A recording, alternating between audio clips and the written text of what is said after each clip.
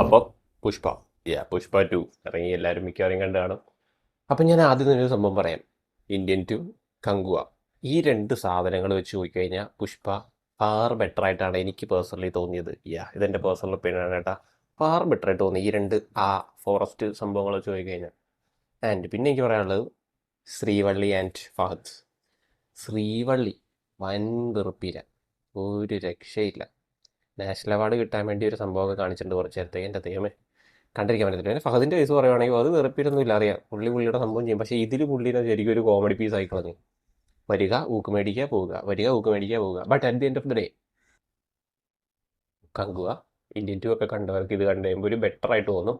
എന്ന് കരുതി ഞാൻ പറയുന്നില്ല പടം ഭയങ്കര അടിപൊളിയാണ്. കുറേ അൺറിയലിസ്റ്റിക് ഫൈറ്റും കാര്യങ്ങളൊക്കെ ഉണ്ടെങ്കിലും എനിക്ക് അൺസഹിക്കബിൾ ആയിട്ട് തോന്നിയില്ല മറ്റേ രണ്ട് സാധനങ്ങൾ വരെ. മറ്റേത് രണ്ടും എൻ്റെ പൊന്നെ ഉപ്പും ഒരു രക്ഷയില്ലായിരുന്നു.